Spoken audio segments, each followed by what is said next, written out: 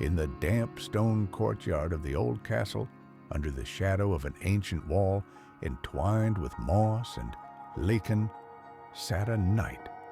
His name was Seraphin de Volmir, the last of an ancient family once formidable and revered throughout southern Languedoc. His armor, stained with rust, glinted in the gaps of sunlight that timidly broke through the clouds hanging over the hills. He sat in silence, head bowed, leaning on the naked sword stuck in the ground. His long cloak, the color of dried blood, rustled softly in the wind.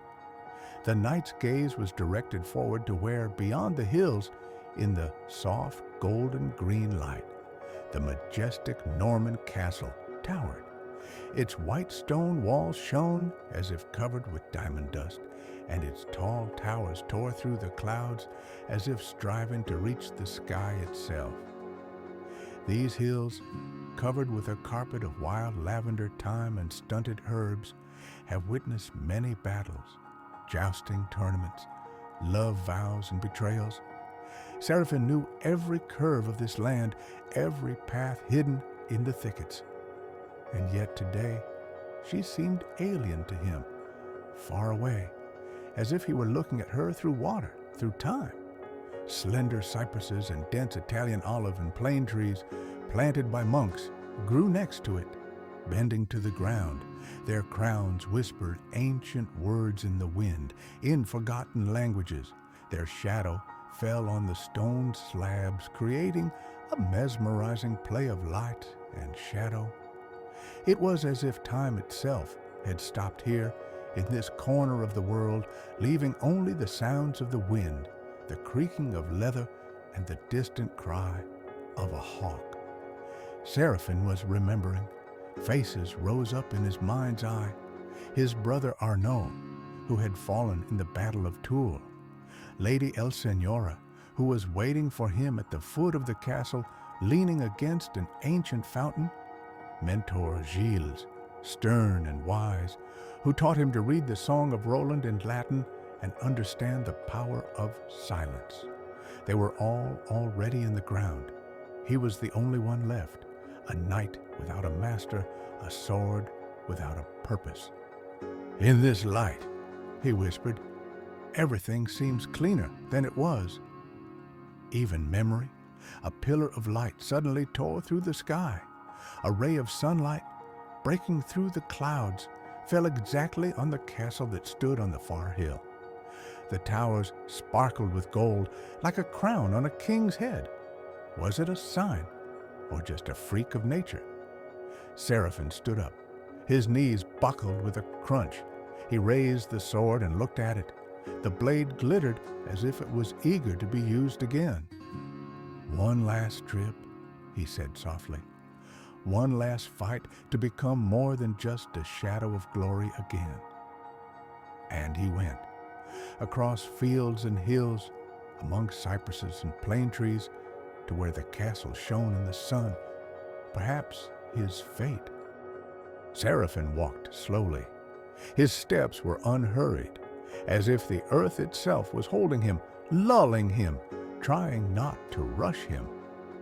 The stone slabs leading away from the old castle were covered with a thin carpet of moss, soft as velvet. Grasses and wildflowers grew along the edges of the path, swaying in the wind. They barely touched the knight's armor, as if they were saying goodbye.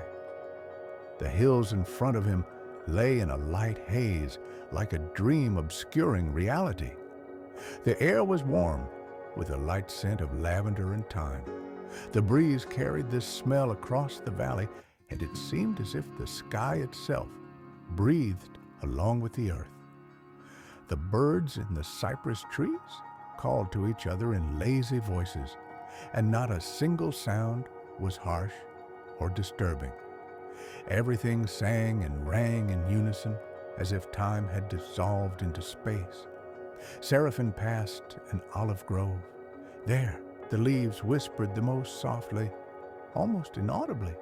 The sun was hidden behind clouds, but sometimes the rays broke through again, laying down on the ground in golden paths. The light moved smoothly like waves on water, and the shadows swayed beneath it, as if the world was swaying slightly, unstable but calm. He reached the top of the first hill. From here, the castle could be seen in the distance, closer now, but still framed in an airy haze. The towers seemed to be made of light, their outlines trembling like a mirage. Vineyards spread out around the castle, sleeping peacefully under the spring sun. The silence was so complete that it seemed as if nature itself was dozing. The knight crouched down by a lonely tree. Its trunk was covered with patterns of bark, in which mosses, lichens, and small insects had settled over the years. He leaned back against it, closing his eyes. My body relaxed. The armor stopped pressing, and his breathing became even. The sword lay nearby, buried in the grass, as if it had returned to the ground. In the distance, beyond the hills, the castle remained motionless, like a guardian of the ages. Clouds drifted slowly above him, scattering in the light, turning into shadows, then back into light. Everything became soft and blurry. My thoughts flowed like water through my fingers. Only the rustle of leaves, the occasional chirp of a grasshopper, and the endless tread of the sun across the sky. The world stood still. Seraphim was not asleep, but he was not awake either. He was somewhere in between, where eternal peace merges with silence, where you don't have to go anymore, and you don't have to wait anymore. Only the breath of the earth, the light on the hills, and a light, warm oblivion. Under the arches of the sky, on a soft hill, Night Seraphim sat, immersed in silence. Everything seemed to fall silent around him. Time was slowly spreading around the area like honey on warm bread, thick, golden, lazy. Clouds drifted lazily overhead. Their edges shone in the rays of the setting sun as if surrounded by light, as if the artist's brush had walked across the heavenly canvas. The clouds changed shape. They became a mountain, a bird, or a lily. With each breath, Seraphim felt everything around him become softer, more transparent, a light warmth enveloping his shoulders like an invisible cloak. The wind was now breathing deeply and steadily, resembling the rocking of a boat on a quiet lake. Tiny creatures rustled in the grass, invisible but busy with their own business. Far below in the valley, there was a stream. His murmur could not be heard, but it seemed that space itself knew his voice, soft, lulling, like a lullaby. The birds slowly began to die down. Their evening songs were short and tired, like the last breaths of the day. A lone bumblebee flew lazily past, disappearing among the flowers. Overhead, the crown of the tree swayed to the beat of invisible rhythms, like the breathing of an old giant.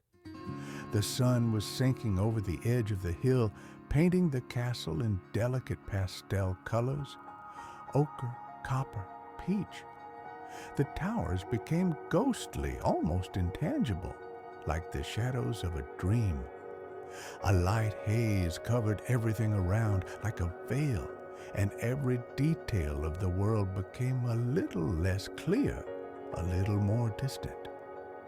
The cypresses froze in silence, stretching to the sky like guards frozen on the border between sleep and reality. Seraphim leaned back a little, and his body lay down in the grass.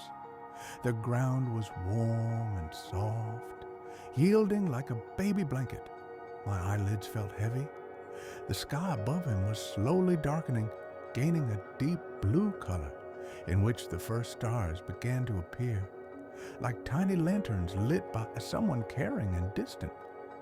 The world has slowed down completely.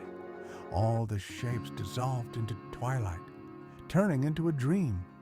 Everything was at peace, The hills were the deep breath of the earth. The castle was the sleep of stone. The sky was the breath of eternity. And somewhere in the midst of all this, under the branches of an old tree, Night Seraphim dissolved into this peace like a drop in water. It's getting quieter. It's getting softer. Moving on, just breathing, just peace and eternal deep silence. The night fell softly like a warm blanket, slowly spreading across the ground. Moonlight spilled over the hillsides, spreading pale silver among the grasses, trees, and ancient stones. Everything froze. Everything was lulled by the invisible hand of night. The sky became deep and soundless, like a lake without wind. The stars shone steadily and calmly, as if someone had carefully placed them over the world. Slowly, with love. Transparent, thin clouds drifted slowly between them, looking like light dreams gliding along the border between heaven and earth. Seraphim lay motionless. His breathing was steady, and each breath blended with the rustle of the grass. The branches of the tree above him were swaying slightly. Their shadows danced on the armor, not brightly, not sharply, but as if in slow motion. The leaves were barely moving, and there was no purpose or meaning in this movement, only a rhythm, like the pulse of a sleeping forest. Through the night, from a distant lake, came the lonely cry of a bird.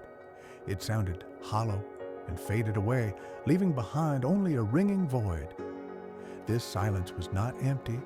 It was filled with the presence of moist earth, cool air, moonlight, and the breath of the open spaces.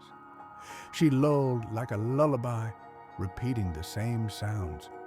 The wind in the branches, the rustle of grasses, the rare sigh of the night. Tiny fireflies lit up in the grass next to the night. They fluttered lazily, like little stars that had descended to earth. Their movement was aimless and therefore perfect. They illuminated flower petals, smooth pebbles, and frozen dew drops. Dew covered the grass, the armor, the edge of the sword. It flowed slowly, leaving cool footprints. It was a night without worries, a night without expectations, a night in which everything, even the memories, became soft, blurred. Somewhere far away beyond the hills, the sea of time whispered its endless song. His waves were not made of water, but of hours, moments, and dreams. They rolled gently, taking with them everything harsh, heavy, everything that should have been left behind.